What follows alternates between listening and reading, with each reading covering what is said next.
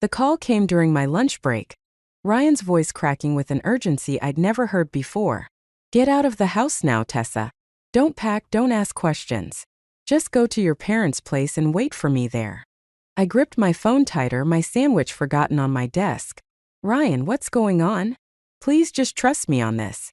I'll explain everything later." The line went dead. My hands trembled as I gathered my purse. The marketing proposal I'd spent weeks perfecting lay abandoned on my computer screen. 3 months of marriage, and already my world was tilting on its axis. Taking off early? Sarah from accounting peered over her cubicle wall. Family emergency. The words tasted bitter. I'd used the same excuse last week when Margaret, my mother-in-law, had orchestrated another of her impromptu family dinners, the ones where she'd parade Clara around like some sort of trophy daughter-in-law that never was. The drive home was a blur of red lights and horn blasts. My mind raced through possibilities, each worse than the last. Had something happened to Frank? Was Margaret finally making her move to destroy our marriage? Or was it Clara, with her perfectly timed appearances and lingering touches on Ryan's arm? I pulled into our driveway, half expecting to find the house in flames. Instead, everything looked exactly as I'd left it this morning. The newspaper still on the porch, my gardening gloves draped over the railing. The normalcy felt wrong, somehow more threatening than any visible danger. My phone buzzed. A text from Clara. "Heard about Ryan's call. Just checking if you're okay. We're all worried." We. That single word sent ice through my veins. How did she know about the call? And who exactly was we? I deleted the message without responding and dialed Ryan again. Straight to voicemail. Inside the house, everything seemed undisturbed, but the air felt heavy with secrets. I grabbed my laptop and a few essential documents from our home office. Whatever was happening, I wasn't walking into it blind. Another text buzzed through, Margaret this time. "Dear, perhaps we should talk before you do anything rash.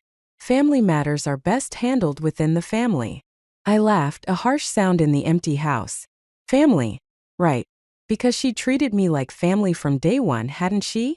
With her subtle digs about my career, her constant reminiscing about Ryan and Clara's childhood together, her pointed comments about traditional values. The front door creaked. I froze, clutching my laptop to my chest. "Tessa." Clara's voice floated through the hallway. "Your car's outside. I know you're home." I slipped into the kitchen, my heart hammering. Through the window, I could see Paul's car idling in the street, Clara's brother waiting behind the wheel. "We're just trying to help," Clara called out, her footsteps moving closer. "Margaret's worried sick about Ryan. He's not been himself lately, has he? Ever since the wedding." I eased open the back door, thankful I'd had it oiled last week. Clara's voice continued, honey sweet and reasonable, as I crept along the side of the house. My phone vibrated again. "Ryan? Don't let them find you." "Almost there. 10 minutes. I ran. Past the garden where Margaret had criticized my choice of flowers. Past the fence Ryan and I had painted together on our first weekend as homeowners. Past all the dreams I'd had of belonging to this family. As I pulled out of the neighborhood, I caught a glimpse of Clara in my rearview mirror, standing in our driveway with her phone pressed to her ear. She wasn't smiling anymore. I drove to my parents' house with my hands clenched on the steering wheel, my wedding ring catching the afternoon sun. Whatever game they were playing, whatever trap they'd set, they'd chosen the wrong woman to underestimate. I sat at my parents' kitchen table, staring at the family photos lining their walls. Happy faces, genuine smiles. Nothing like the brittle pleasantries at the Morgan family dinners. The memory of last week's disaster surfaced, sharp as broken glass. "More wine, Tessa dear?" Margaret had held the bottle over my glass, not waiting for an answer. "Clara, you remember how Ryan used to hate red wine, until you introduced him to that lovely Bordeaux on your trip to France?" Clara's laugh had tinkled like wind chimes. "Oh, that was ages ago. Before university, wasn't it, Ryan?" I'd watched my husband's face tighten. "I don't remember that trip." "Of course you do," Margaret had insisted. "It was right after that summer you two dated." The silence that followed had been deafening. Ryan had never mentioned dating Clara. Not once in our 2 years together. Now, sitting in my childhood home, I pulled out my phone and scrolled through old social media posts. There they were, Ryan and Clara, tagged in countless photos over the years. Family vacations, holiday celebrations, casual dinners. In every image, Clara stood just a little too close, her hand always finding its way to Ryan's arm or shoulder. The doorbell rang, startling me from my investigation. Through the peephole, I saw Frank Morgan shifting nervously on the porch. "Tessa." His voice was barely above a whisper. "Can we talk?" I opened the door but blocked the entrance. "Does Margaret know you're here?" He shook his head, looking older than his 62 years. "She thinks I'm at the hardware store. May I come in?" In the kitchen, Frank's hands trembled as he accepted a cup of coffee. I should have said something sooner. About Clara, about all of it. "Why now?" "Because I heard them planning." He stared into his cup. "Margaret and Clara, they were in the garden yesterday, talking about your honeymoon next month." My stomach clenched. "What about it?" "Clara's brother Paul. He's been following you, taking pictures. They're going to send them to Ryan, edited to make it look like." He trailed off, unable to finish. The coffee turned bitter in my mouth. "That's why Ryan called me today? Because of their photos?" Frank nodded. "He found them on his computer this morning. Clara must have uploaded them when she was over for dinner." "She's not well, Tessa. Her obsession with Ryan. It's gotten worse since the wedding. And Margaret encourages it. Margaret sees what she wants to see. She's always viewed Clara as the daughter she never had." He met my eyes. The daughter she could control. My phone buzzed, another text from Clara. "Just talk to Ryan. He's worried about your mental state. We all are. Let's meet and sort this out." I showed Frank the message. His face crumpled. "They'll try to isolate you, make you look unstable. It's what they did to Ryan's last girlfriend before you. Margaret convinced everyone the poor girl was mentally ill, spreading rumors about the family. What happened to her? She moved away. Changed her name, I think." Frank stood, his coffee untouched. "I should go. But Tessa, be careful. Margaret's been playing these games for 40 years. She's very good at them." After he left, I sat alone in the growing darkness, pieces clicking into place. The constant surveillance, the orchestrated run-ins with Clara, the subtle undermining of my confidence. They'd been laying groundwork for months. My phone lit up with Ryan's message. "On my way. Don't trust anything they say. I have proof." I walked to my old bedroom, where a photo album from my wedding day sat on the bookshelf. Flipping through it, I found what I was looking for. A candid shot of Clara watching Ryan during our first dance. Her expression wasn't one of friendly affection or even jealousy. It was hunger. The front door opened downstairs. Footsteps on the stairs, too heavy to be my parents. "Tessa." Ryan's voice. "Are you up here?" I closed the album, my decision made. They wanted to play games? Fine. But they'd forgotten something crucial. In marketing, my entire career was built on understanding human nature and manipulating perceptions. Time to show them how it's really done. Ryan spread the doctored photos across my parents' dining room table. Each one told a carefully crafted lie. Me embracing Paul in shadowy doorways, slipping into hotel lobbies, sharing intimate conversations in cafes. The timestamps matched days I'd been working late at the office. "Clara's brother has been following you for weeks," Ryan said, his voice tight. "They planted these on my work computer this morning, along with emails they'd fabricated between you and Paul." I picked up one photo, studying how they'd manipulated the lighting to make an innocent business lunch look like a clandestine meeting. "Your mother's fingerprints are all over this." She slipped up. Ryan pulled out his phone, playing a voice recording. Margaret's voice filled the room. "Once Ryan sees these, he'll have to admit Tessa isn't who he thinks she is. Clara will be there to help him through it, just like before." My fingers clenched around the photo. Before. Ryan's face darkened. "Remember what Dad said about my last girlfriend? There's more. Clara created a similar setup with doctored photos back then.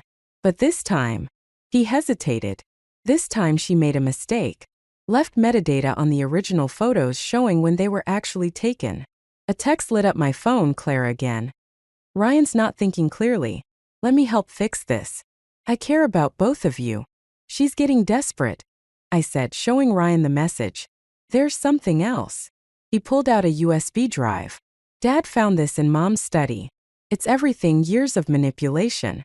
Photos she edited, emails she faked, even a journal where she planned how to break up my relationships.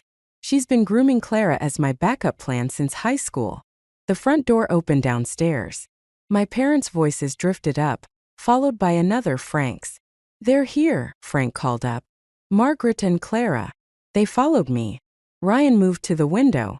"Paul's car is blocking the driveway." I gathered the photos, my marketing brain already spinning possibilities. "Let them come up. I want to hear how they explain these timestamps." "Tessa." Ryan touched my arm. "They're dangerous when cornered." "So am I." Footsteps on the stairs. Clara appeared first, all concerned smiles and gentle hands. "Oh, thank goodness you're both here. We've been so worried." Margaret followed, her face a mask of maternal concern. "Ryan, darling, step away from her. You don't know what she's capable of." I held up one of the doctored photos. "Interesting choice of editing software, Clara. Adobe's timestamp feature is quite revealing." Color drained from Clara's face. Margaret stepped forward, reaching for the photo. "You're confused, dear. Those pictures show Paul following me for weeks?" I pulled out my phone, clicking play on a recording app. "Or show how you and Clara plan to plant them on Ryan's computer. Because I have to say, discussing criminal conspiracy in your garden wasn't very smart." "You recorded us?" Clara's voice shook. "No." Frank stepped into the doorway. "I did." Margaret whirled on her husband. "You wouldn't dare." "I already have." Frank's voice was steady. "I sent copies to everyone, family, friends, Clara's fiancé. Even that private investigator you hired last year to follow Tessa. Turns out he has quite a conscience when he learns he's been manipulated into participating in stalking." Clara lunged for the photos, but Ryan blocked her path. "It's over, Clara. All of it." "You don't understand," Clara whispered. "We were meant to be together. Your mother promised." "My mother promised a lot of things," Ryan cut in. "To a lot of people. But she doesn't control me anymore. And neither do you." I watched Clara's facade crack, years of obsession and manipulation showing through. She turned to Margaret, desperate. Tell him about the plan, about how we were going to fix everything." But Margaret was staring at Frank, 30 years of control slipping through her fingers. "You weak, pathetic man. After everything I've done for this family." "That's exactly why I did it," Frank said quietly. "For our family. Our real family." I stepped forward, my voice steady. "You have two choices. Leave now and never contact us again, or we take everything, the photos, the recordings, the evidence of stalking, to the police." Clara's face contorted. "You wouldn't." I met her gaze, letting her see the truth. "Try me." The silence stretched, heavy with decades of manipulation and lies. Then Margaret turned, her shoulders stiff with fury, and walked out. Clara remained, staring at Ryan with naked longing. "Clara," I said softly, "don't make me prove how far I'll go to protect what's mine." She fled, her sobs echoing down the stairs. But I felt no victory, only a cold certainty that this was just the beginning. The email arrived at midnight. A single photo attachment from an anonymous account. My hand shook as I opened it. Margaret and Clara outside a psychiatric facility, dated 3 years ago. The caption read, "Ask Ryan about Jessica." I stared at my sleeping husband on my parents' guest bed. His face troubled even in rest. Jessica. The name scratched at something in my memory. A whispered conversation at our wedding reception, quickly silenced when I'd approached. My phone buzzed. "Frank. Need to meet. Alone. The diner on 5th. Now." Ryan stirred. "Everything okay?" "Just work." I lied, the words bitter on my tongue. "Go back to sleep." The diner was empty except for Frank, hunched over a coffee cup. When I slid into the booth, he pushed a manila envelope across the table. "Jessica Martinez," he said. Ryan's fiancée before Clara orchestrated her breakdown. Inside the envelope, newspaper clippings told the story. Jessica Martinez, promising young attorney, committed after a public breakdown. Released 6 months later, she disappeared completely. Clara didn't just want to break them up, Frank continued. She wanted to destroy Jessica. And Margaret helped. How? The same way they're trying with you. Small things at first, moving items in Jessica's house, sending emails from fake accounts, arranging coincidental meetings that made her look unstable. He paused. Ryan never knew the full truth. He thought Jessica's breakdown was real. My coffee grew cold as Frank detailed their methodology. The gaslighting, the carefully planted evidence, the slow isolation from friends and family. Why tell me this now? Because they're escalating faster with you.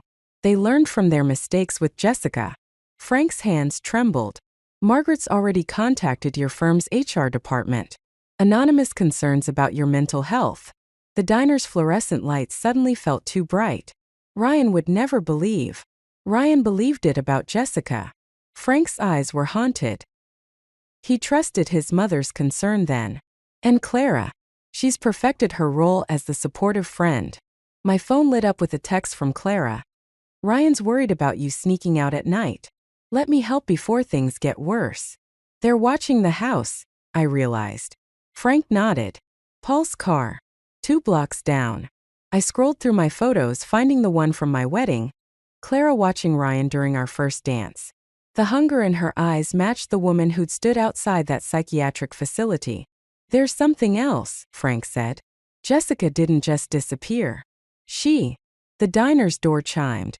Clara walked in, her concerned smile perfectly practiced. Oh, thank goodness, she gushed. Ryan's been frantic. He woke up and you were gone. She reached for my arm. I jerked away. Don't touch me. Sweetie, you're not well. We can all see it. Her voice dripped sympathy. The paranoia, the late-night wanderings, the accusations. Just like poor Jessica. Clara. Frank's voice held a warning. She ignored him. Ryan's waiting outside. Let's get you home, get you help. Before you hurt yourself. Through the diner's windows, I saw Ryan's car pulling up. Margaret in the passenger seat. The trap was closing. I stood, my chair scraping loudly. You know what happened to Jessica, don't you? Clara's mask slipped for just a moment. Jessica was sick. She needed help. No. The revelation hit like lightning. She figured it out. That's why she disappeared. She wasn't running from a breakdown. She was running from you. Tessa. Ryan's voice from the doorway. Mom told me about the HR complaints. About your behavior. I met his eyes, seeing the doubt there. The same doubt that had probably clouded his judgment with Jessica. But I wasn't Jessica. Tell him, Clara, I said softly. Tell him about the facility. About the photos. Clara's composure cracked. Ryan, she's confused. The timestamps don't lie. I pulled out my phone, showing the anonymous email. Neither do psychiatric facility visitor logs. Should we call them? See who visited Jessica before her breakdown? The diner fell silent. In that moment, I saw my choices clearly. Run like Jessica or stand and fight. And I'd never been good at running. Ryan, I said, not breaking eye contact with Clara. I think it's time you heard the whole story about your ex-fiancé. The package arrived 3 days after the diner confrontation. No return address, just my name in careful handwriting. Inside, a USB drive and a note. You're not the first. You won't be the last. J. My hands trembled as I plugged it into my laptop. Video files, dozens of them, showing Clara and Margaret's methodical destruction of Jessica Martinez. Security footage, phone recordings, emails, a digital breadcrumb trail of calculated madness. I found Jessica. Ryan's voice made me jump. He stood in the doorway of our temporary bedroom at my parents' house, his face ashen. She's in Seattle, working under her mother's maiden name. Did you talk to her? She agreed to video call. Tonight. He sat heavily on the bed. She said Clara visited her in the facility, told her if she ever came back, there'd be worse consequences than a psychiatric hold. My phone buzzed. Clara's fiancé, James. Can we meet? Something's not right with Clara. I showed Ryan the message. It's probably a trap. Or an opportunity.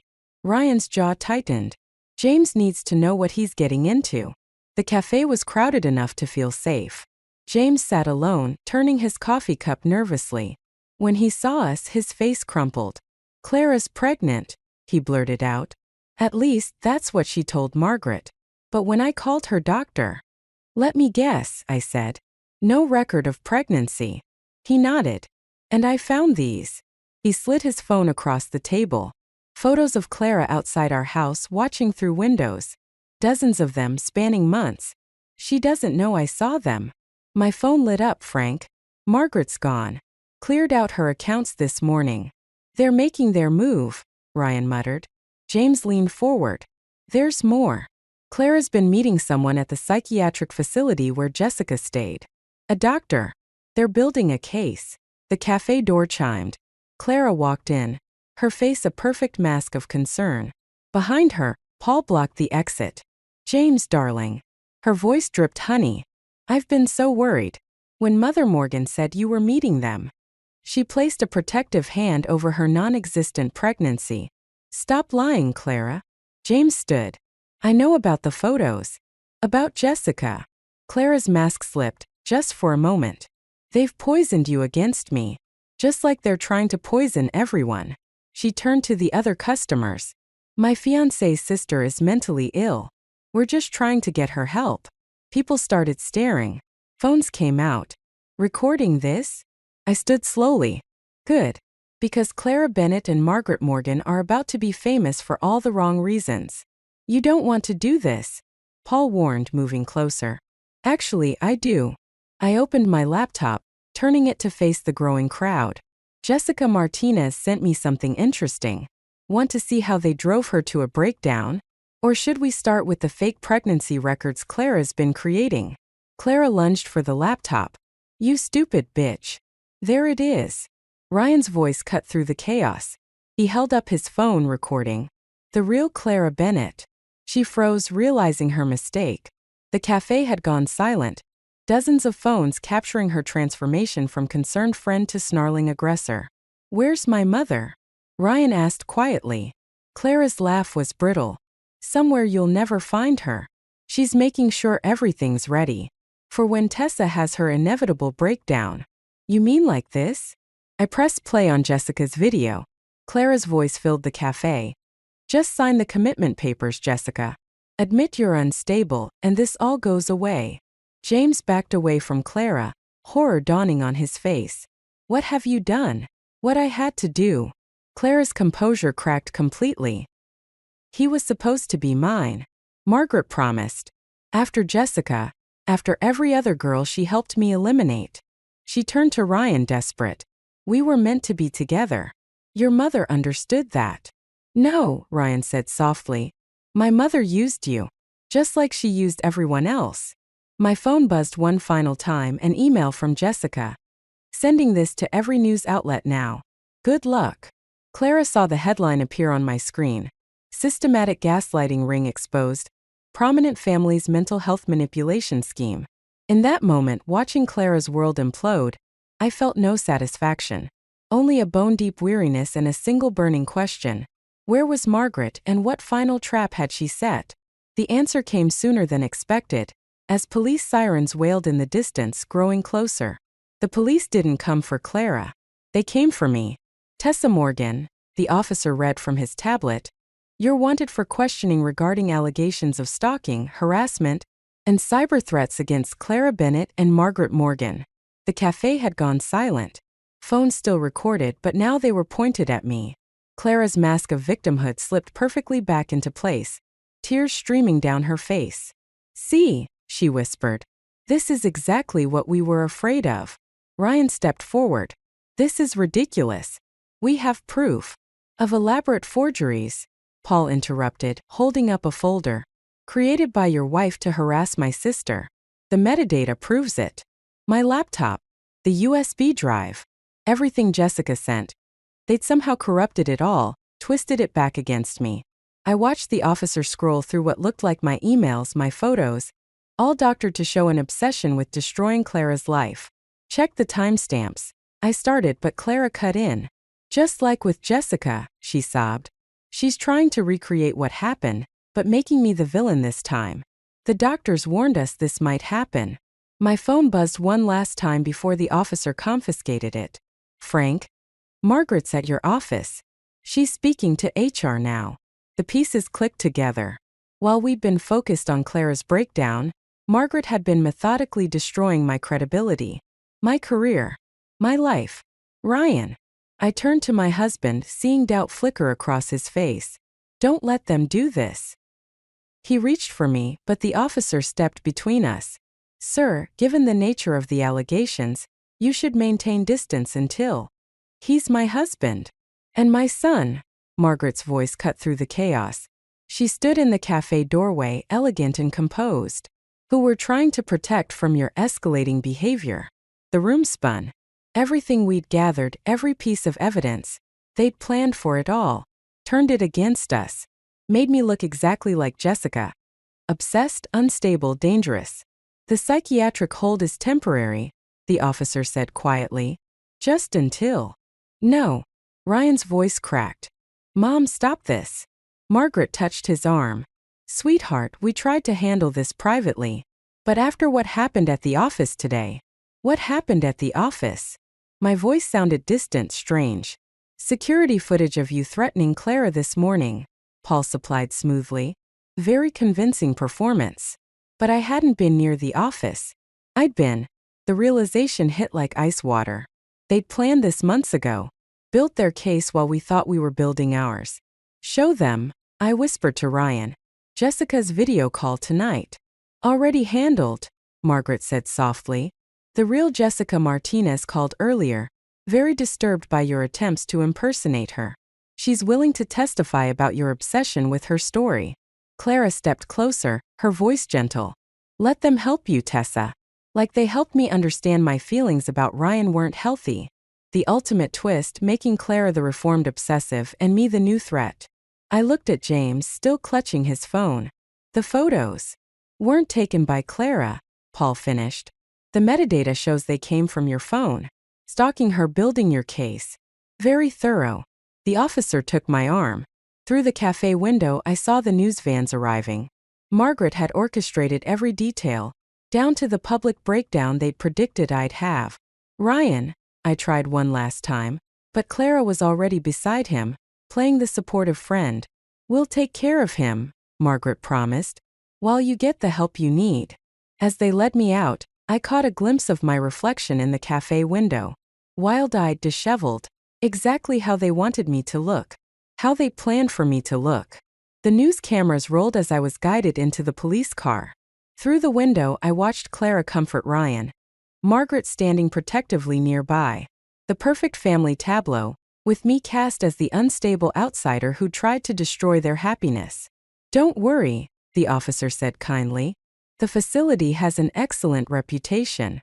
The same facility where Jessica had been held. Where Clara had threatened her. Where they'd perfected their technique. The car door closed, sealing me in silence. In the rearview mirror, I saw Margaret smile. The facility's visitor room smelled of artificial lavender and despair. 3 days of observation had taught me their routines, their blind spots. Now I waited, watching Margaret and Clara arrange themselves across the table. Their faces masks of rehearsed concern. The doctors say you're not cooperating, Margaret began. I smiled, the same empty smile Clara had perfected. How's Ryan? Worried sick, Clara answered quickly. He wanted to come, but you couldn't risk him seeing the real Jessica Martinez, could you? Their mask slipped just slightly. Margaret recovered first. The delusions are getting worse. Dr. Andrews warned us. Dr. Andrews. I placed a USB drive on the table. The same one who helped you forge Jessica's commitment papers? He's been very cooperative since the FBI started investigating medical fraud. Clara's hand trembled as she reached for her water glass. You're lying. Am I? I turned to the observation window. Frank. The door opened. Frank walked in, followed by Ryan and a woman I recognized from Jessica's photos. The real Jessica Martinez. Hello, Clara, Jessica said softly. It's been 3 years. Margaret stood so quickly her chair toppled. This is inappropriate. My daughter-in-law is having an episode. Your daughter-in-law, Ryan cut in, has been working with federal investigators for the past 72 hours. Every conversation in this facility is recorded, including your little chat with Dr. Andrews yesterday. Clara lunged for the door, but Frank blocked her path. Paul confessed everything, he said. About the faked photos, the forged emails. He took a plea deal this morning. You don't understand, Clara whispered, turning to Ryan. Everything I did was for us. Margaret promised. Margaret promised a lot of things, Jessica interrupted. To a lot of women. How many were there before me, Margaret? How many lives did you and Clara destroy to keep Ryan under your control? I stood, finally letting my mask fall. The thing about marketing? We understand patterns. Narratives. Once Jessica reached out, it wasn't hard to find the others. 6 women. 6 mental breakdowns. 6 lives destroyed. You planned this, Margaret hissed. Used your own commitment to trap us. I learned from the best. I moved closer, watching her facade crack. But unlike you, I had something you never expected. Actual proof. Actual witnesses. And a husband who chose me. Clara screamed, a raw sound of desperation, and threw herself at Ryan. She's lying. Just like the others. I'm the only one who truly loves you. The orderlies rushed in, but it was Jessica who spoke, her voice cutting through Clara's hysteria. That's exactly what you said before you visited me here. Before you told me what would happen if I ever came back. Ryan stepped away from Clara's grasping hands. It's over, Clara. The FBI has everything. The fake documents, the surveillance footage, Dr. Andrews' confession. Even Mom's offshore accounts where she paid everyone off. Margaret's composure finally shattered. You ungrateful. She lunged at me, but the orderlies were faster. I watched them restrain both women, their carefully constructed world crumbling around them. You know what your biggest mistake was? I asked softly, assuming I'd play by your rules. That I'd break like the others. You'll regret this, Margaret spat as they led her away. You have no idea what I'm still capable of. Actually, Frank interrupted, we do. That's why I gave the FBI access to all your private accounts this morning, including the ones in the Caymans. Clara's sobs echoed down the hallway. Ryan took my hand as Jessica spoke with the federal agents. I'm sorry, he whispered, for doubting even for a moment. I squeezed his hand, watching Margaret and Clara being led away in handcuffs instead of me. You came through when it mattered. Frank touched my shoulder. The others are here. The women Margaret and Clara targeted. They're ready to testify. I nodded, feeling the weight of the past weeks finally lifting. We'd won, but the victory felt hollow somehow. Looking at Clara's broken form and Margaret's hatred, I realized revenge wasn't what I'd really wanted. Justice was. And as I walked out of the facility a free woman, I knew we'd found something better than revenge. We'd found truth. And sometimes that's the greatest victory of all. The courtroom emptied slowly after Margaret's sentencing. 20 years for conspiracy, fraud, and false imprisonment. Clara had taken a plea deal, trading testimony for a lighter sentence. Paul would serve 5 years for his role. Justice served cold and clean. I lingered in my seat, staring at the judge's empty bench, until Ryan touched my shoulder. Ready? Almost. I pulled out an old photograph I'd found while packing up his childhood home. Margaret, much younger, stood beside another woman who shared her calculating smile. The back read, Margaret and Helen, sisters in arms. Dad confirmed it this morning, I said. Your Aunt Helen did the same thing to him that Margaret tried to do to you. Isolated him, controlled his relationships. It wasn't just about keeping you. It was about recreating her sister's perfect family fantasy. Ryan studied the photo. Helen died in a psychiatric facility. Dad always said she had problems, but now we know what really happened. I handed him another photo. Helen with a young Margaret, teaching her the art of manipulation. The pattern started long before us. Frank waited by the courthouse steps with Jessica and the other survivors. 6 women whose lives Margaret and Clara had nearly destroyed. Now they stood tall, unbroken. The support group meets next week, Jessica said. We're calling it Phoenix Rising. She smiled. From the ashes, you know? I watched them share knowing looks, these women who'd faced the same darkness I had. Their strength wasn't in revenge or even justice. It was in refusing to let the experience define them. The house is almost packed up, Frank said. Found this in Margaret's study. He handed me a leather-bound journal. Might help explain some things. Or not. Sometimes understanding the monster doesn't make it less monstrous. Inside, Margaret's elegant handwriting detailed decades of manipulation, not just of Ryan but of everyone around her. The last entry, dated the day before her arrest, read, "Tessa sees the game now, but she doesn't understand. It's not about winning. It's about playing forever. She thought she was teaching me. I realized. Every move, every countermove, she was grooming me to become her, just like Helen groomed her." Ryan took the journal, his face troubled. "We could burn it. End the pattern here." "No." I closed the journal firmly. "It belongs in evidence. For the next time someone like Margaret tries to play these games." We walked to our car, leaving the courthouse and its justice behind. Frank headed to his new apartment, free from Margaret's shadow. Jessica and the others dispersed, carrying their victory like shields against future darkness. At home, our real home, not the battlefield it had become, I found one last photo that Margaret had hidden. Ryan as a child, smiling genuinely, before his mother's manipulation had dimmed his light, before Clara had been positioned as his savior, before the games began. "We're having dinner with your parents tonight," Ryan said, watching me study the photo. "Mom wants to hear about the support group. My mother's cooking. My father's bad jokes. Simple things that Margaret had tried to twist into weapons. But she'd failed, because she'd never understood what real family meant." The doorbell rang, a delivery. Inside the package, a letter from Clara, forwarded by her lawyer. I started to tear it up, then stopped. Understanding the past didn't mean letting it control our future.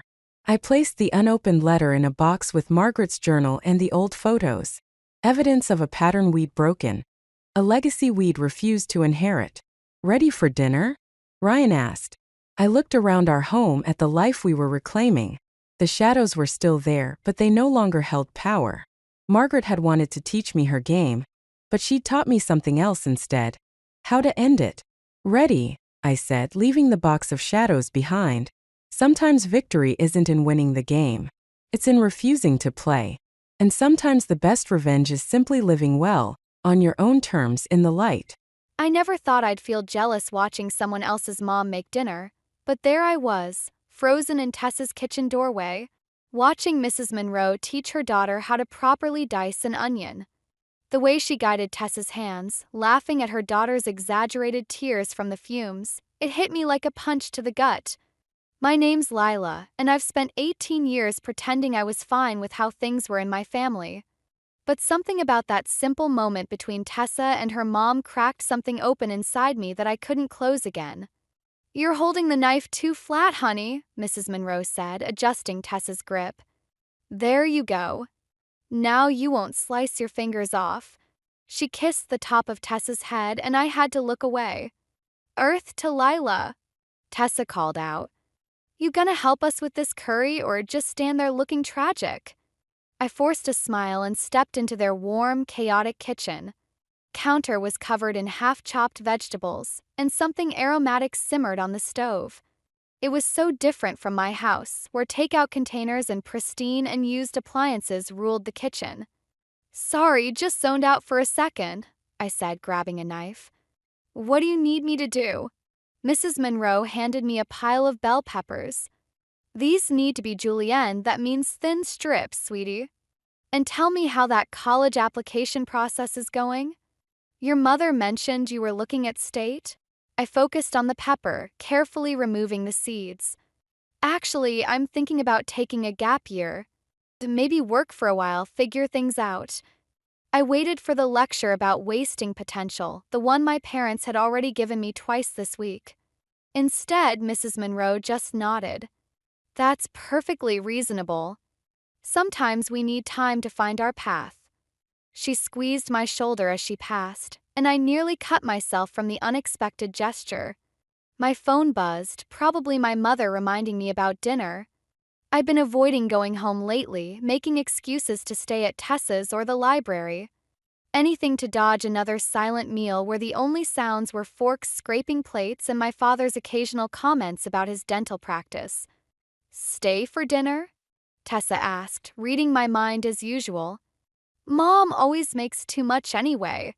Before I could answer, my phone buzzed again. This time it was a text from my father. Family meeting tonight. Mandatory. 7 p.m. sharp. Can't, I said, showing Tessa the text. Apparently, we're having a family meeting. Ooh, sounds serious, Tessa waggled her eyebrows. Maybe they're finally getting you that pony you asked for when you were 7. I forced a laugh, but something felt off. My parents didn't do family meetings. They did carefully scheduled appointments and efficiently managed conversations, usually about my academic performance or career trajectory. I should head out, I said, washing my hands. Thanks for letting me help with dinner, Mrs. Monroe. Anytime, sweetheart. You're always welcome here. She gave me a quick hug and I had to blink back sudden tears. The walk home felt longer than usual. Our house stood dark and imposing against the evening sky, every window dark except for my father's study. Through the glass, I could see him on the phone, pacing with that focused expression he got when closing a deal or planning an investment. My mother's car wasn't in the driveway yet, but her text had confirmed she'd be home for the meeting. Whatever this was about, it was big enough to disrupt her usual late nights at the office. I stood at the bottom of our perfect stone walkway, looking up at our perfect house with its perfect landscaping, and felt something shift inside me. Whatever was coming, whatever this meeting was about, I had a feeling it would change everything. Taking a deep breath, I started up the path, the smell of Tessa's family's curry still clinging to my clothes. A reminder of everything I didn't have waiting for me behind that heavy front door. The family meeting turned out to be more of an execution, just with expensive wine instead of a last meal. My parents sat across from me at our formal dining table, their faces wearing the same expression they used when firing household staff. We're moving to Switzerland, my father announced, swirling his wine like this was a casual dinner conversation. I've accepted a position with an international dental consortium. Your mother will be heading their PR department. I waited for the rest, the part about my college plans, about where I'd be living. The silence stretched until I realized they weren't going to say it. I had to ask, when do we leave? My mother's perfectly manicured fingers tapped against her wine glass. We leave in 3 weeks. You, however, will not be joining us. The words hit like ice water. What? You're 18 now, Lila, my father said, his tone practical. Old enough to start building your own life. We've arranged for your trust fund to become accessible. And there's enough there for a modest apartment and living expenses while you attend university. I stared at my mother, searching for any hint of emotion. She met my gaze with the same detached interest she showed during charity galas. This is an opportunity for you to develop independence, she said. We've provided everything you need to succeed. Everything except parents who gave a damn. When were you planning to tell me? Or was this meeting my notice to vacate? My voice came out steadier than I felt. Don't be dramatic, my father sighed. We're giving you 3 weeks to make arrangements. That's more than generous. I pushed back from the table, my chair scraping against the hardwood. Right. Generous. Like abandoning your kid is some kind of gift. We're not abandoning you, my mother's voice sharpened. We're treating you like the adult you are. Many young people would be grateful for this level of financial support. I laughed, the sound harsh in our too perfect dining room. Yeah, I'm sure lots of kids dream of being bought off so their parents can start a new life without them. Moving toward the stairs, I heard my father call out, "Where are you going?" We haven't finished discussing the arrangements. I'm going to pack, I shot back.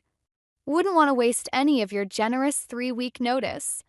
In my room, I grabbed my laptop and started searching for apartments, my vision blurring. A notification popped up, an email from my mother, already forwarding contact information for realtors and financial advisors. Of course. They'd probably had this planned for months. My phone buzzed with a text from Tessa. How was the family meeting? Everything okay? Before I could respond, I noticed an envelope that had fallen from my mother's home office while I was storming upstairs. The address caught my eye. It was to my Aunt Marge, my mother's estranged sister who we never discussed. The letter was unsealed. I knew I shouldn't read it, but at this point, what more could they do to me? The contents made my hand shake. Marjorie, I know you'll never forgive me for what happened with David. I live with that choice every day. But now that Graham and I are leaving, I need you to watch over Lila. She has too much of him in her, that same softness that made David so vulnerable. I can't protect her from that anymore. Who was David? And what choice was my mother living with? A knock at my door made me shove the letter under my pillow. My father stood there, holding a folder. "These are the documents you'll need," he said, placing them on my desk. "The realtor can show you properties starting tomorrow." I looked at him, really looked at him, and saw something I'd never noticed before. Fear. But of what? "Dad," I started, but he was already turning away. "Get some rest, Lila. You have a lot to arrange in the next few weeks." I sat on my bed, the mysterious letter burning under my pillow, my phone buzzing with Tessa's concerned messages, and realized I had two choices. I could do what I'd always done, follow their plans, be the perfect daughter even in abandonment, or I could finally start asking the questions they never wanted me to ask. Starting with finding out who David was and what my mother had done to him. The Moonlight Cafe wasn't my first choice for a job. But beggars can't be choosers when they're racing against a 3-week deadline to build an independent life. Leo Hargrove, the owner, hired me on the spot, his smile a little too warm as he showed me around the kitchen. "Such a shame about your parents," he said, demonstrating how to work the espresso machine. "I knew your mother back in high school. She was different then." The way he said different made me look up sharply, but his expression gave nothing away. Everyone in this town seemed to have secrets about my family except me. "Different how?" I asked, trying to sound casual while steaming milk. Leo shrugged, but his eyes held mine a moment too long. "People change. Sometimes for good reasons." He glanced at the clock. "Take your break. We should talk about your situation." In his office, Leo leaned back in his chair, studying me. "You know, I have an apartment above the cafe. Previous manager lived there. It's sitting empty now." My heart jumped. The real estate agent had shown me nothing but overpriced dumps all week. "Really? Could be yours. Reduced rent for an employee, of course." He smiled that too warm smile again. "We'd need to work out some arrangements." Something in his tone made my skin crawl. "What kind of arrangements?" "Nothing unreasonable. Extra shifts, helping with books, keeping me company during late nights." He reached across the desk, his fingers brushing my hand. "I could be very generous to the right person." I jerked back, nearly knocking over my chair. "I should get back to work." "Don't be hasty, Lila. You're in a tough spot. I'm offering help." His voice hardened slightly. "Your mother would understand. She made similar choices when she was young." The implications hit me like a slap. "What exactly do you know about my mother?" "Enough to know the apple doesn't fall far from the tree." He stood, moving around the desk. "Think about it. The offer stands. For now." I backed toward the door. "I quit." "You're just like him," Leo called after me as I fled. David never could see an opportunity when it was right in front of him either. I froze. "David?" But Leo just smiled and turned away, leaving me with another piece of the puzzle I couldn't quite fit. Sighed, I slumped against the building, hands shaking as I pulled out my phone and the crumpled letter from my pocket. 2 mentions of David in 2 days after 18 years of never hearing the name. I googled David Caldwell plus our town name. The first result made my blood run cold. Local teen's disappearance remains unsolved after 20 years. The grainy photo showed a boy around my age, with a familiar smile that hit me like a punch to the gut. My phone buzzed, a text from my mother. "The realtor said you haven't chosen an apartment yet. Time is running out." Another buzz. "Stay away from Leo Hargrove." I stared at the second message, anger and confusion burning in my throat. Now she wanted to protect me? After arranging to abandon me in the same town where her nephew had vanished? My fingers moved before I could think better of it, typing in Aunt Marge's address from the letter. It was only a 20-minute drive. Going to be late, I texted my parents. Don't wait up. The response came instantly. Do not contact Marjorie. This isn't up for discussion. But I was done with their discussions, done with their secrets and schemes. If they wouldn't tell me the truth about David, about why they were really leaving town, about what Leo knew, then I'd find someone who would. I got in my car and pulled up directions to Aunt Marge's house, the newspaper article about David still open on my phone. Whatever had happened 20 years ago, whatever choice my mother had made, it was all connected to why they were abandoning me now. And I was going to find out exactly what they were running from. Aunt Marge's house looked exactly like the kind of place someone with secrets would live, all overgrown hedges and peeling paint, with wind chimes that rattled like old bones in the evening breeze. I sat in my car for 10 minutes before working up the courage to knock. The door opened before my knuckles could touch it. I wondered when you'd show up. Aunt Marge looked nothing like my mother, where Celeste was all polished edges. Marge was soft curves and faded flannel. You have his eyes. David's. The name slipped out before I could stop it. Something flickered across her face. Come in before the neighbors start talking. God knows they've done enough of that over the years. The inside was cluttered but clean, with mismatched furniture and walls covered in photographs. I stopped at one showing my mother as a teenager, her arm around a smiling boy who could only be David. That was 2 weeks before, Marge said quietly. Before everything changed. What happened to him? She moved to the kitchen, putting on a kettle. Your mother never told you? My mother never tells me anything. I followed her, watching as she pulled out 2 chipped mugs. But Leo Hargrove seems to know all about it. The mug slipped from Marge's hands, shattering on the linoleum. You've spoken to Leo? He offered me a job. And an apartment. And other things. Marge's face went pale. You stayed away from him? I quit. But he said something about my mother making similar choices when she was young. That bastard, Marge whispered, her hand shaking as she cleaned up the broken ceramic. After all these years, he's still... My phone buzzed, another text from my mother. Come home immediately. We know where you are. They're going to try to stop me from finding out the truth, aren't they? I showed Marge the message. She straightened up, something hardening in her expression. Your mother's been running from the truth for 20 years. But maybe it's time someone finally told it. Before she could continue, headlights swept across the windows. Car door slammed. Marjorie! My mother's voice, sharp as broken glass. Open this door. Marge grabbed my arm. Back door. Go to the garage. There's a box on the top shelf marked David's things. Take it. Read everything. Then you'll understand why they're leaving and why they want you gone too. Marge, please. Go. I'll hold them off. But Lila. Her eyes met mine.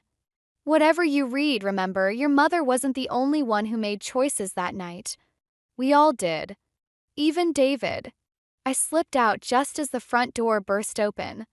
Through the kitchen window, I saw my parents enter, my father looking uncomfortable, my mother radiating cold fury. Where is she?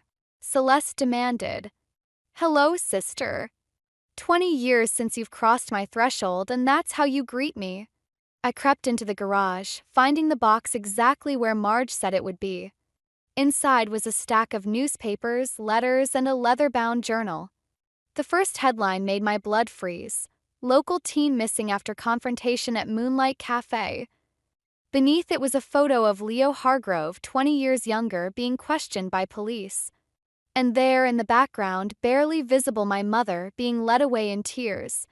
A noise from the house made me jump. I shoved everything back in the box and slipped out the side door just as I heard my mother's voice rise. You have no right to tell her anything about that night. She has every right to know why her cousin disappeared, Marge shot back. And why you've been protecting his killer all these years. I nearly dropped the box. Killer? My mother had protected David's killer? As if sensing my thoughts, my phone lit up with one final message from my mother. Whatever you think you know, you don't understand. Come home now or there will be consequences. But standing there in the dark, clutching a box full of 20-year-old secrets, I realized I was done letting them threaten me with consequences. It was time they faced some of their own. I spent the night in Tessa's garage, surrounded by David's box of secrets. The newspapers painted a familiar story. Teenage boy vanishes after late-night argument at local cafe. But David's journal told a different tale, one that made my hands shake as I read. Leo knows about Mom and Uncle Jack, the last entry read. Says he'll tell everyone if I don't keep quiet. But Celeste says she has a plan. My mother had a plan. And hours later, David disappeared. Dawn was breaking when Tessa found me, still reading. Your mom's been calling everyone, she said, sitting beside me. She even called my parents at midnight. Did you know about any of this? I showed her the newspaper clipping about David. Mom and Dad never talk about it. But sometimes when your mom comes up in conversation, they get this look. She trailed off, reading over my shoulder. Wait, Uncle Jack? As in your dad's brother. The one who died in that car accident the year before I was born. I pulled out another letter, this one from David to my mother. Except according to this, he didn't die in an accident. He killed himself after Leo threatened to expose their affair. My phone buzzed. Aunt Marge, your mother's looking for you. Be careful. Leo's helping her search. Why would she team up with Leo? Tessa asked. If he's the one who... Because they're both protecting something bigger than David's disappearance. I held up the journal.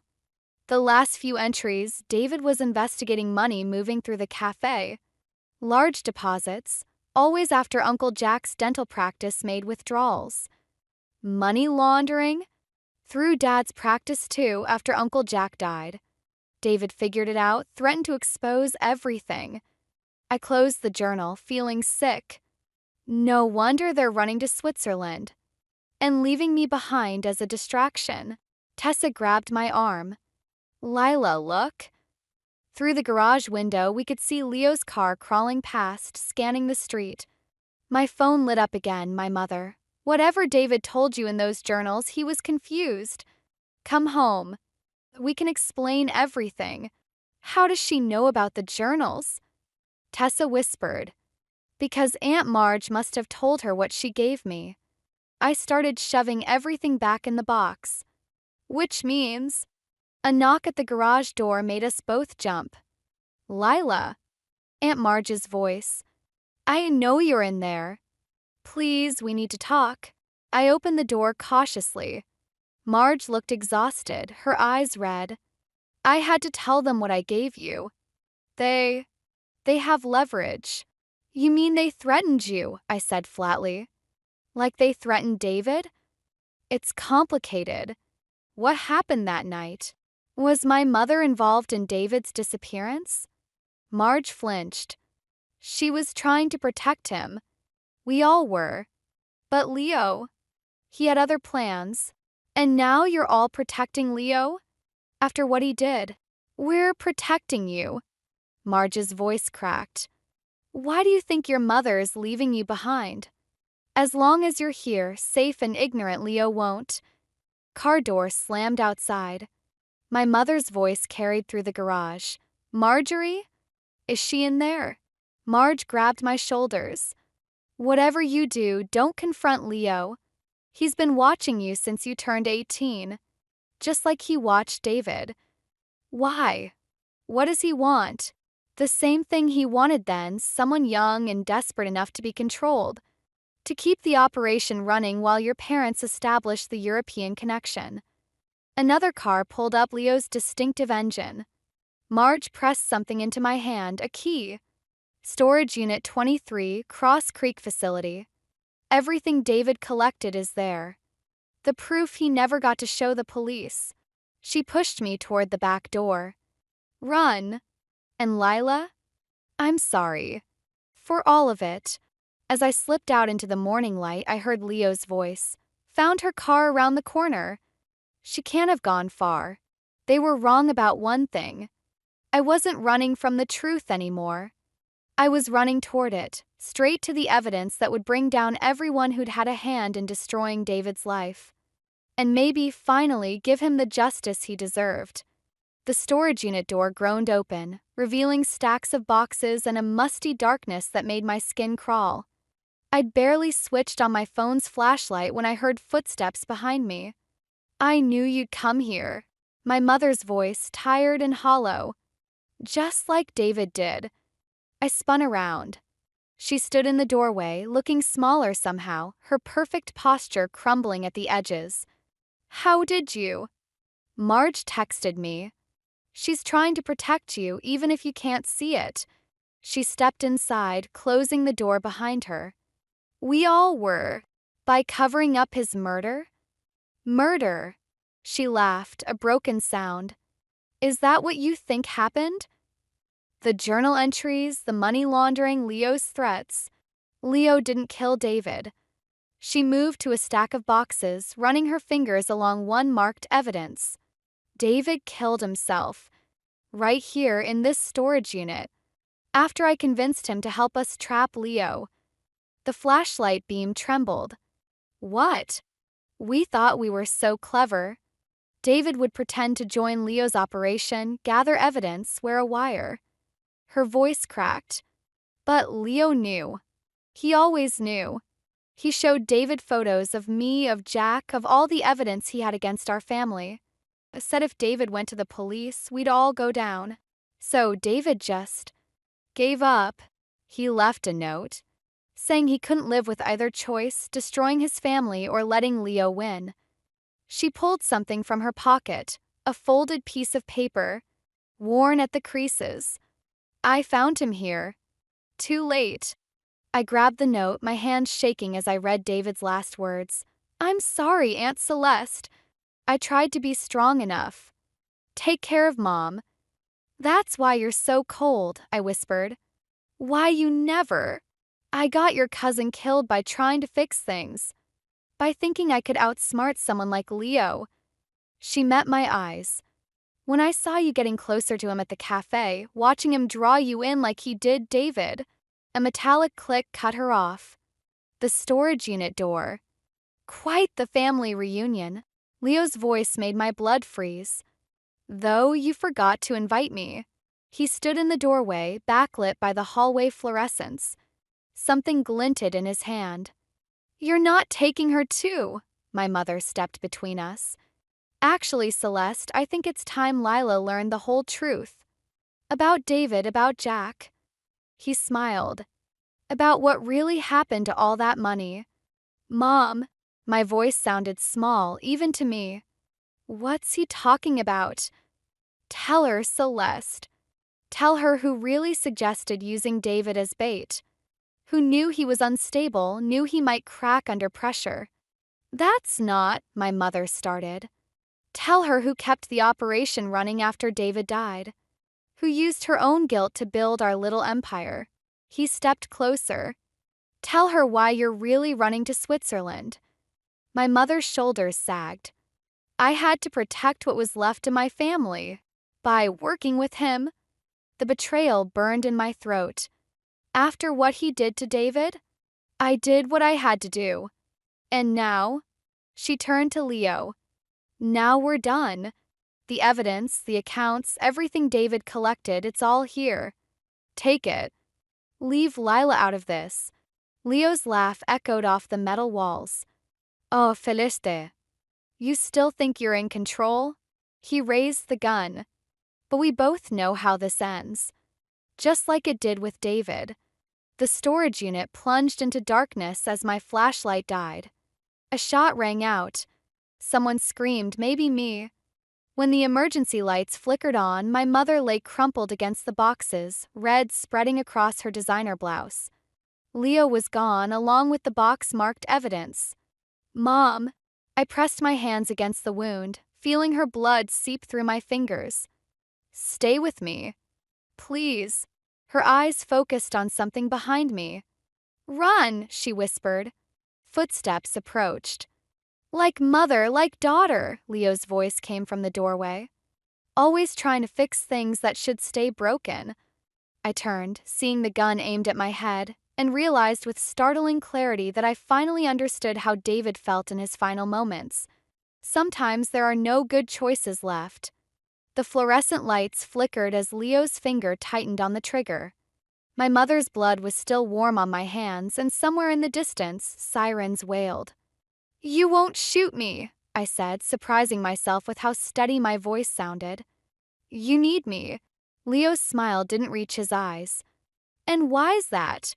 Because I'm the only one who knows about the second set of books. The words tumbled out before I could second-guess them. The ones David actually hid. His gun hand wavered slightly. Behind me, I heard my mother's labored breathing. You're bluffing, Leo said, but uncertainty crept into his voice. David never had time to tell you about them? Course not. You scared him into suicide before he could. I stood slowly, positioning myself between Leo and my mother. But he told someone else. Someone you never suspected. A door slammed somewhere in the storage facility. Leo's head jerked toward the sound. You really think David would trust his aunt? I pressed. The sister of the woman having an affair with his uncle? No. He trusted someone his own age. Someone who could wait years to use the information. Tessa, Leo breathed. That's why you two were always at the cafe. I forced a laugh. All those years, watching you, learning your operation. Did you really think I applied for that job by accident? The sirens were closer now. Leo's face twisted with rage and doubt. You're lying, he snarled, but his eyes darted to the door again. Maybe. But can you risk it? Police are coming. If those books surface. I took a step forward. How many people did you really kill, Leo? David wasn't the first, was he? Shut up. The gun shook in his hand. Or was it all just manipulation? Making people think death was their only escape? Another step. Like you tried with me? I said shut. The storage unit door burst open. Aunt Marge stood there, holding something that made Leo's face go white. Looking for this? She held up a USB drive. David gave it to me the night he died. Said if anything happened to him, I should keep it safe until Lila was old enough. That's impossible, Leo whispered. You weren't even in town that night? Marge's laugh was bitter. I was. Celeste called me worried about David. I got here too late to save him, but not too late to find what he left behind. Leo swung the gun toward Marge. I lunged, grabbing his arm. The shot went wide, sparking off metal walls. We grappled for the weapon as Marge shouted something I couldn't hear over the blood pounding in my ears. His finger found the trigger again. I twisted, remembering a self-defense move Tessa's dad had taught us years ago. The gun went off. Leo staggered back, a look of surprise crossing his face as red bloomed across his chest. He fell, the gun clattering away. Lila, my mother's voice, weak but urgent. The box. Under the tarps. I scrambled to where she pointed. Under dusty tarps lay a metal box, its lid covered in familiar handwriting David's. He knew, my mother whispered as I opened it. Knew what would happen. Left everything we'd need. Inside were files, photos, USB drives, 2 decades of evidence against not just Leo but everyone involved in his operation. And on top, a letter addressed to me. Dear Lila, it began. If you're reading this, it means you're facing the same choice I did. But you're stronger than I was. You'll make the right decision. The storage unit filled with police and paramedics. As they loaded my mother onto a stretcher, she grabbed my hand. I'm sorry, she said. For everything. For not being strong enough to end this years ago. I squeezed her hand, watching Leo's still form being covered with a sheet. It's ended now. Aunt Marge wrapped an arm around me as the paramedics wheeled my mother away. David would be proud, she said softly. You finished what he started. I looked down at the letter in my hands, thinking of choices and consequences, of strength and weakness, of the thin line between justice and revenge. No, I said. We all did. 6 months later, I stood in front of the renovated Moonlight Cafe, now transformed into a community center. The grand opening banner fluttered in the spring breeze, and Aunt Marge squeezed my hand as we watched families stream inside. David would have loved this, she said softly. My mother approached slowly, still walking with a slight limp. Her designer clothes were gone, replaced by simple jeans and a sweater. The art therapy program starts next week, she said. We already have 10 teens signed up. The irony wasn't lost on any of us, turning Leo's hub of manipulation into a safe haven for vulnerable youth.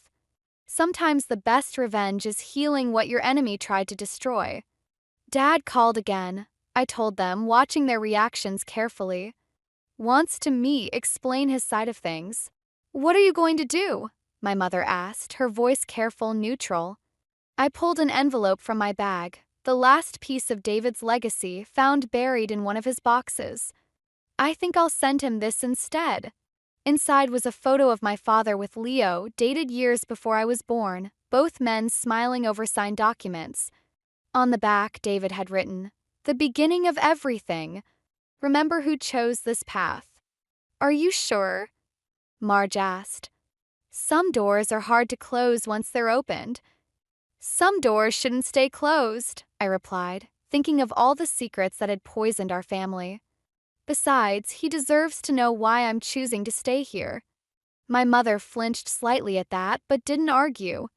We'd spent months rebuilding our relationship, learning to talk without hiding behind perfect facades and practiced lies. It wasn't always pretty, but it was real. Tessa emerged from the center, grinning. You guys have to see this. The kids are already filling up the suggestion box. Someone even asked if we could start a creative writing program. For processing trauma through storytelling, my mother mused. That's actually brilliant. Speaking of storytelling, Marge pulled something from her purse, a worn journal with David's name on the cover. I think it's time for this to have a new home. I stared at it.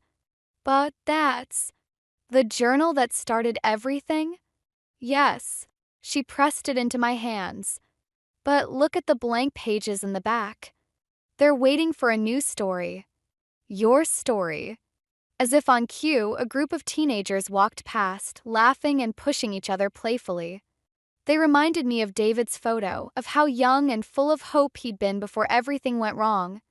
Maybe some stories don't need endings, I said, running my fingers over the journal's worn cover. Maybe they just need new beginnings. My mother touched my shoulder, a gesture that once would have felt foreign but now carried the weight of everything we'd survived together. New beginnings require letting go of old endings. I nodded, thinking of the letter I'd written to my father, still unsent. I forgive you, but I don't need you. I found my family in the truth, not in comfortable lies.